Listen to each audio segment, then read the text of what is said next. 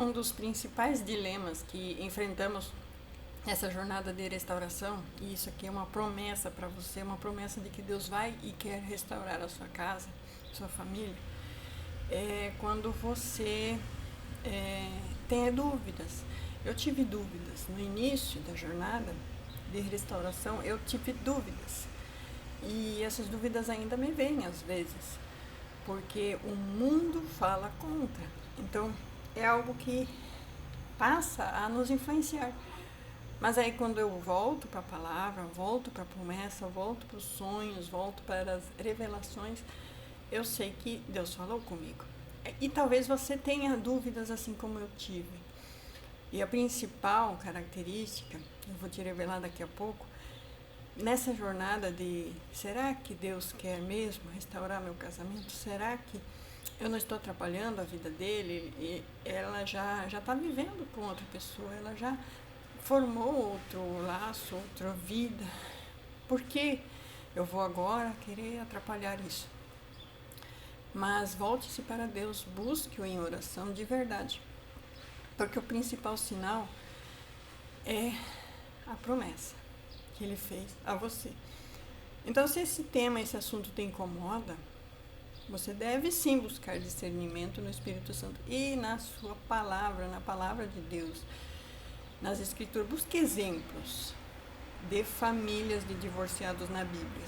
Então, quando você encontrar famílias de divorciados na Bíblia, você vem aqui e ponha nos comentários para mim também ver que existe. Mas quando você não ver e ver que Deus só abençoa a primeira aliança, então você é convidado a embarcar na minha jornada, na minha caminhada. Essa dúvida pode surgir porque no Brasil e no mundo em geral, o adultério não é crime. Abandonar filhos não é crime. Então, por não ser crime, as pessoas tratam com naturalidade, com normalidade. E os psiquiatras, os neuro, não sei o que, eles tratam isso como dependência emocional, como um monte de coisas quando você quer reatar o teu casamento. Mas vamos separar o mundano do santo. E o que Deus quer e o que você quer.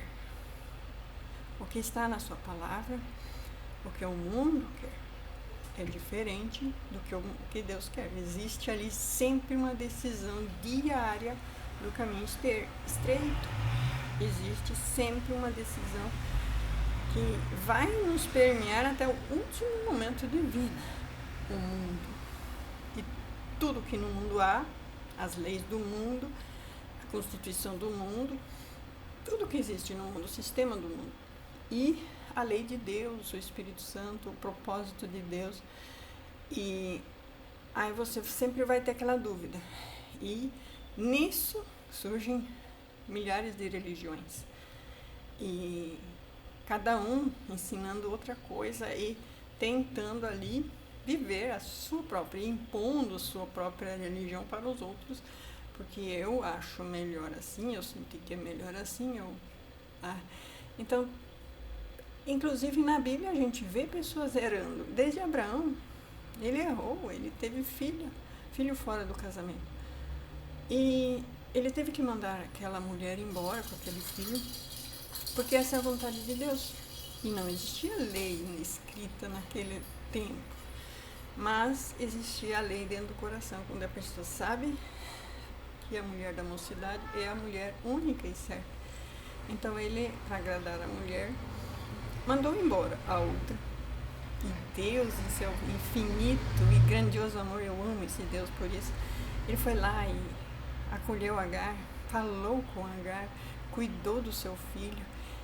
E hoje são uma nação tão grande, tão próspera. Então Deus não abandona quem vive em retidão. E quando Abraão decidiu permitir que Agar fosse livre e vivesse para Deus, Deus a encontrou. E ele não a manteve no jugo do pecado dele.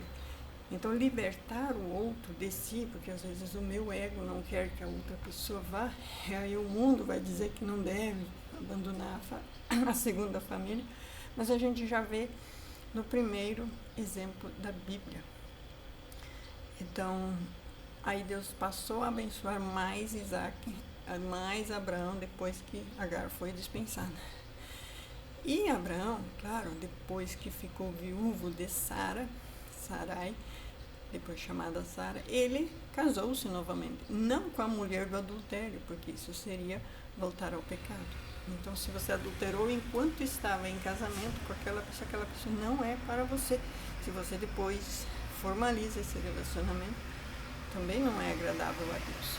Então, Abraão se casou com uma outra mulher. Então, e ali houve, então, mais filhos. Ele teve, acredito, mais 5 filhos com Quetura, que foi a terceira esposa de Abraão, que ele tomou depois de ficar viúvo, mas ele não voltou com Agar, que deve, eu imagino, ela era uma mulher jovem, porque como Sara já era muito idosa e não podia ter filhos, então Sara era jovem, no meu ponto de vista. Então, a principal mensagem desse dia para você, nesse mundo todo cheio de leis e regras e terapias de tudo que é jeito, os terapeutas que te levam a pecar, te levam a deixar a vida transgressa para trás, a vida que já passou para trás, e viver um novo, e nisso eles tentam incutir um novo relacionamento, quase sempre, principalmente, inclusive terapeutas cristãos fazem isso. Eu falo isso porque eu já passei por isso, então eu evito as terapias humanas justamente por isso, porque elas te querem conduzir de novo para o pecado, mas isso na minha mente, na minha concepção, como eu gosto muito de ter uma vida espiritual independente, isso me incomoda, porque o meu espiritual me acusa. E quando eu abro a Bíblia, sempre pego assuntos de família e sempre vejo de novo que Deus ama a primeira família, o primeiro casamento. Então,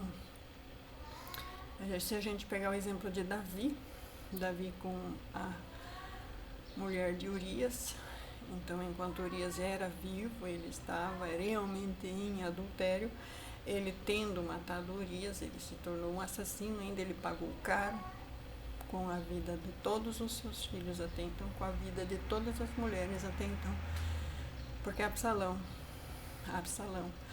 quando tomou o reino de Davi, ele se deitou com todas as mulheres de Davi. Podem ler na escritura, está lá. Então, ele se deitando com as mulheres de Davi, elas se tornaram promíscuas, adúlteras, e não diz nenhum registro bíblico de que ele voltou a se deitar com aquelas mulheres. Mas existe que Batseba e Salomão foram escondidos da face de Absalão. Então, de alguma maneira, que só Deus sabe, e por isso é muito individual essa questão, peça sabedoria e discernimento de Deus, se você deve lutar pelo seu primeiro casamento ou continuar no segundo, terceiro, quinto, 10º. Se é de Deus, Deus vai falar com você. Não se preocupe sobre isso. Apenas se mantenha em espírito, buscando viver, porque em Apocalipse diz que a gente deve estar se limpando todos os dias. É como tomar banho, todos os dias eu tomo banho e todos os dias eu preciso tomar banho novamente. Então, todos os dias eu preciso estar lendo as escrituras e vendo o que mais e o que de novo eu tenho que ir limpando. E a gente sempre se atola nos mesmos pecados. Quem mente vive atolado no pecado da mentira e sempre vai ser o mesmo pecado a ser confessado, a ser admitido novamente ao cair neste pecado. Quem rouba sempre vai cair no mesmo pecado. Quem tem o problema da lascívia, do adultério, sempre vai cair de novo nesse pecado. Então ele deve se policiar 100%. E eu digo assim, nenhum pecado é sozinho. Existe sempre um pecado que é a porta para os outros. Então, quando você começa a cometer um, você automaticamente, já gradativamente, começa a pecar todos, não é? Então, nenhum pecado é isolado em si, mas ele é a porta de entrada para os outros. Então, veja onde você é mais fraco, em qual você é mais fraco.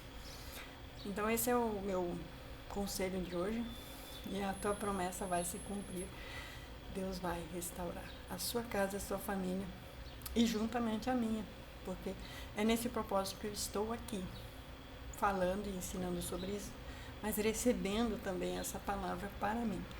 Deus te abençoe, em nome de Jesus. Amém.